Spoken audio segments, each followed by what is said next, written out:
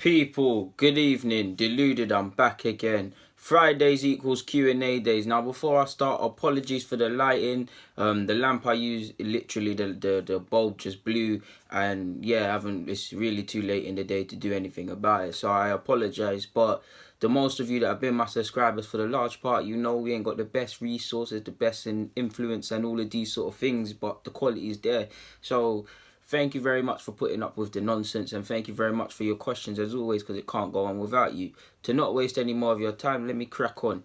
First, we've got Huma, consistent commenter and contributor to the questions every now and again. Big up yourself, my guy. But you've asked me, would Cesc returning provide a better option over Granit Xhaka, given that his contract is up in 2019 and he isn't getting game time at Chelsea? On the basis of what Xhaka brings into, or what Unai Emery deems that Xhaka brings in terms of trying to dictate tempo, receiving of the centre halves, I guess Cesc Fabregas could, but Cesc would probably be, although he's not a 10 anymore as such, but I do think if Unai Emery was to bring Cesc Fabregas back in an alternate world, he'd more look at him alongside the Ramsey sort, in the sense that Ramsey, he's seen as a 10 or a creative spark, in that you want him to just focus on doing the attacking options, but he might leave you a bit lacking in terms of balance and stability. So I don't necessarily feel that's a better option, but if you do, fair play. You've said you talk about Ozil playing deeper. Won't that mean we'd automatically be easier to cut through the middle? Assuming he's playing as a 2. No, you play as a 3, bro. I want us to play as a 3, or even he could play as a 2. I've seen Silva playing a 2 and a 2. Would you think City get cut up? Obviously, the golfing quality is massive between us and City, but if we just look at David Silva and Ozil, it's subjective which ones you think better. They're neither a physical presence, you would say. So yeah, I mean, but you obviously know more than me in that regard. So next question. Thank you very much for your previous questions. But Igals asked, do you think Callum Hudson-Odoi, Foden and Eddie Nketiah should all go on loan abroad like Nelson has done?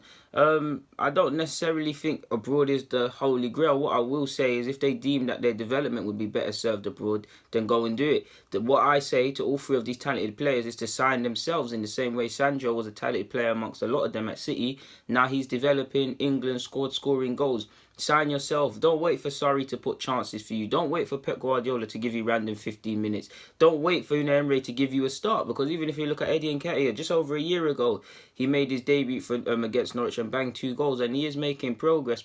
And he has had opportunities, specifically under Wenger here and there in the league, but how has he really kicked on and in the first team, and that he's on the cross? But you would say no. So sign yourselves. Don't wait for anyone, would be my advice.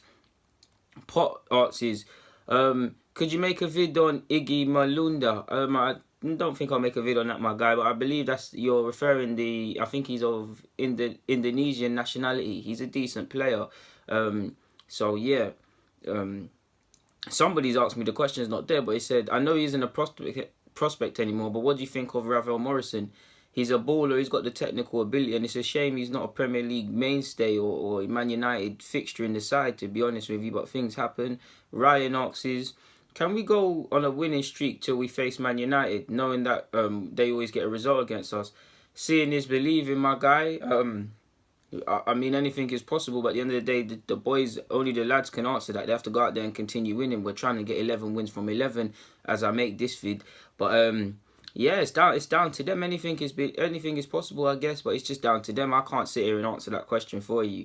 Easy's asked, is the Premier League the most competitive league? I believe it is. Maybe not in terms of different league winners, in terms of the relegation fight, in terms of people being able to spend money. I guess, yeah, it is the most competitive. It depends how you look at it how you look at the word competitive, but I'll be reading too much into it. So in short, yes. T's asked me, what things do you judge a player on when you label them world class? Well, it's a bit subjective. What teams can't they walk into? Of course, we could be silly and draw a player that's not world class and can walk into a team. How good are they at their role? How consistent are they at their role? Perfection, I don't think any footballer can ever have a perfect performance per se, but how often do they put in performances near with that? Obviously, if they're a striker, how many goals and assists are they returning and things like that? If they're a defender, are you constantly making the difference? Are you keeping clean sheets? Are you making important tackles? Are you keeping top strikers and top attackers in your back pocket? How's your positioning? Do you stay on your feet? There's many different ways you can look at it. There isn't just one way. But in short, I'd say consistently performing to a high standard, like you'd see with Modric, consistently midfield, high standard. You know what you're getting. So that would be me. But it's football's a subjective sport. Sorry, so I saw how you look at it. George asked, can John Stones play a regista role and rotate with Fernandinho? I would say yes, because I've seen him play centre back, right back in his Barnsley days. He's played as a central midfielder, been moved back, and he is a good ball playing player, and he does have decent positioning. So he's done it for City at times, but yeah, he definitely could. I'm not sure if you're on about his long-term position, then I guess anything's possible. Him and Delight of Ajax, probably the two I look at in terms of being able to play as possibly halfbacks one day. So yeah. Mo asks is, DG, as we all know, Arsenal need at least 2 wingers minimum. Would you take Yannick Carrasco as one of those? Also, if Fulham get relegated, would you take Schürrle as a squad player if the likes of Wells was to leave? I'm not a fan of Schürrle. I mean, he's a good player, but I'd say no. I would take Carrasco, to be honest with you, but I want to see how far he's dropped off after being in China and things like that. But Carrasco's my guy and someone I wanted at the club for a while now. So yeah, I would take Carrasco in short, and I'm not really too sold on Schürrle, but if he was to come, he'd have my backing. Main man Uba asks, if you could pick between Nicolas Pepe and Sarr, who would it be? I'd probably, if I had to say who's probably better at this moment in time, it's actually probably Pepe, but I'd rather Sarr. It's tough, man. I changed my mind after this vid, but yeah. Thoughts on Arsene Wenger going to manage Barcelona, Madrid or Munich? Well, fingers crossed he gets Madrid and Munich, judging by their managerial stuff. Barca are not going to sack their manager anytime soon, I think. He might do, but I don't think they would. So, yeah. You've also asked, should we keep playing Aubameyang from the bench or for the next few games, or should we start him? Start your best players, bro. Obviously, we need to rest. Be smart with Lacazette and Aubameyang and rest them when we can, innit, my guy? But you just play your best players. Coljo's asked, what's your thoughts on... Oh, well, thank you very much for your questions, main man. But Coljo's asked, what's your thoughts on Pellegrin of Monaco? I think he's got potential to be a world-class striker. Him, Junior of Madrid, Rodrigo, soon to be of Madrid. They've got fantastic potential, and Monaco have a good striker that they signed from Genoa in their hands, and it's down to him to work. It's down to the club to give him the best facilities to develop. Fingers crossed.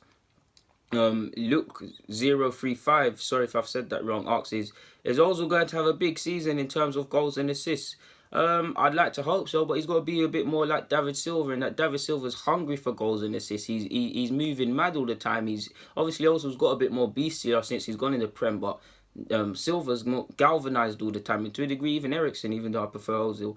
But it's down to him. He started off well, it's on the goal front, but it's down to him, my guy.